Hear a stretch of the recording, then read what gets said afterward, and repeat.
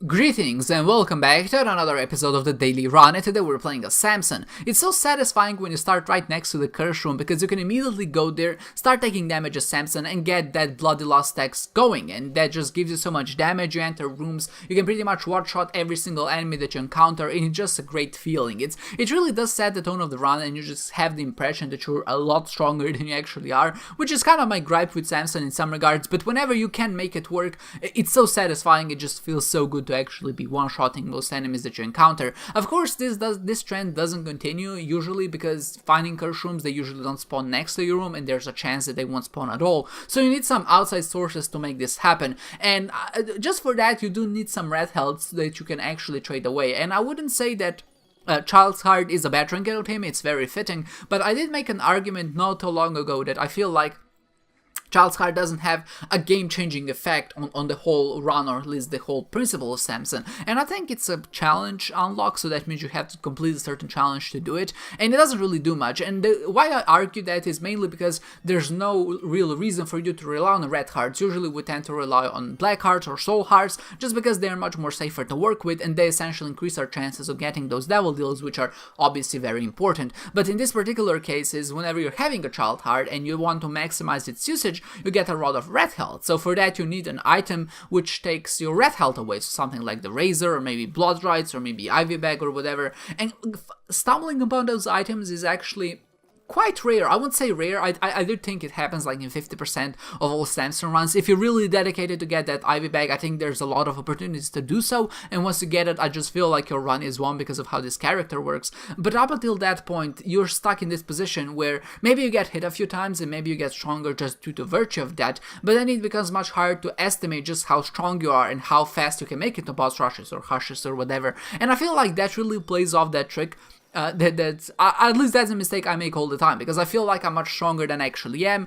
I say maybe I need 3 minutes to complete the entirety of the Womp 2, and then I would go into Womp 2, I would lose all my damage stat, and then things would just kind of look a bit droopy for me, I guess. I really know the best way to describe it, but it just gives the impression that you're really strong, and as soon as you enter and realize that all that damage penalty has fallen off, you really can't do much, and it's just an awkward situation. And especially when you have an item like Polyphemus, which is one of the rarest items in the game. I don't tend to see it often, but when it does, it's always a welcome addition, and in this case I think it did kind of screw me over in some sense. And the main reason for that was that because of its damage penalty, every time you get hit, you actually do get more damage added on top of you than just the regular damage you would get without Polyphemus, because it does give you that higher damage penalty, not damage penalty, but that damage multiplier, which means that every time you get hit, you get even stronger, at least you have the impression that you're even stronger for that particular floor. And as soon as you lose that penalty, you actually start feeling pretty weak. And I didn't really realize this just because, again, I was one-shotting, two-shotting most enemies, and especially with Chocolate Milk, it's such a great combo because you can charge it up, you actually can deal a lot of damage, and you can not only one-shot most enemies now, but I can two-shot most bosses, so it just felt right. And I decided to pick it up, decided to roll with this, and it actually did serve its purpose up until like Mom or maybe Womp 1 or Womp 2, but that's the point where I realized that actually this run isn't that strong. And of course that makes sense, but this makes sense because the only damage up I did pick up was Polyphemus, and even though it's obviously a very huge damage up, it's still not substantial enough for me to get through the game. And even though I picked up the Torn Photo, which is usually a good tears upgrade, you have to remember that Polyphemus reduces your tear rate down to very low, and then I picked up Chocolate Milk, which I think also decreases it if you have Polyphemus. But later on I picked up Experimental Treatment, which I also think reduced my tear rate. So it was kind of an unfortunate sequence of events, especially with that Experimental Treatment. I probably shouldn't have taken it, but I just figured that I'm gonna go for it. Maybe I get a Sponge Transformation, and obviously that damage would also be multiplied by Polyphemus, and it would result in just even more damage. And I just wanted to get to the end of the game with as much damage as possible, so I would really be able to one-shot those enemies that appear later in the chest or the cathedral or whatever. Well, as it turns out, I did have a lot of opportunities to kind of mend that, but one thing I would like to touch on is that just how more balanced Polyphemus is as opposed to something like Soy Milk. They're very similar concepts in the sense that one of the tier upgrades, or at least one of the damaging stats, gets increased and the other one gets decreased, and the way to kind of circumvent that with Soy Milk, of course, is that the damage that you get onwards from that point on is reduced, so you don't get the full damage, but you only get like 20% of your total damage. And that, of course, makes up for it in some sense, because you can imagine if it's just a tear rate reduction, and if it just reduced your damage, and it wouldn't really do much. But if you have that multiplier, which reduces any damage that you get upon picking up soy milk, you're stuck in a very weird position where a lot of the things that you try to do just don't work. And it's a shame, because I feel like the concept is good, the number should be changed, but mostly it's just down to how the stats in Isaac work. You can imagine the same with Polyphemus. Of course, your tear rate gets reduced, but your damage gets increased,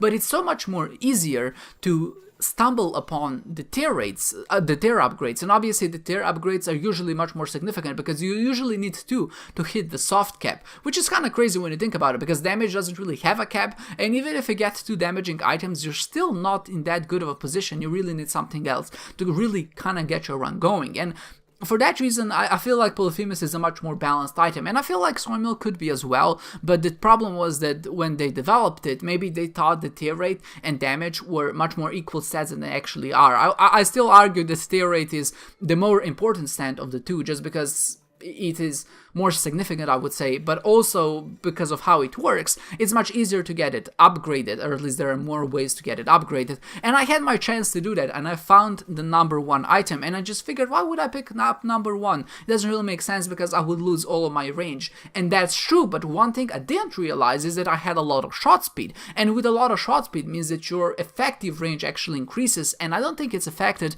with number 1, which means that my range would actually still be pretty decently high. But more importantly, what that would allow me to do is charge up my shot much faster, and that would allow me to pretty much not miss Hush in this situation. Again, this is one of those things which I felt really affected me in a negative way, because I felt like I was so much stronger with that additional damage multiplier from Polyphemus, and because of the Ivy Bag on the previous floor, I was able to play it quite religiously, and I was really strong. I was able to one-shot most enemies. But as soon as I entered this room, there were a few nasty rooms at the start, like the room which explodes into more fistulas that had bomb flies, and that's just a very unfortunate one. But obviously that one does have a lot of enemies, and whenever you have to charge up twice, and your charge time is actually really slow in order to hit or at least kill one of the segments of that fistula fight, it does end up resulting in a very awkward situation where you really can't deal with enemies fast enough, even though you have this innately very powerful run. Of course, later on, I think I said this before, but I realized that my damage actually isn't that high, but at least up until this point it doesn't really matter, because now I can take my time again. Maybe the most unfortunate thing out of all of that is just because I felt like I was stronger, and then I realized I wasn't. I started panicking a little bit, and then I started going much faster than I'm usually comfortable with, and I took some really unnecessary damage. I should have really just kind of focused on what I have. I should have realized that I'm probably not gonna make to Hush, but what kind of gave me that last burst of excitement is the fact that I found the Chaos card. And of course, with the Chaos card, I just figured, oh, that's great, because now I don't even have to worry about being on low health. I can start using my Ivy Bag more religiously to get that Polar Invisibility. But sadly, with those rooms with multiple enemies, I just wasn't able to deal with them fast enough, and all of that kind of went down the drain.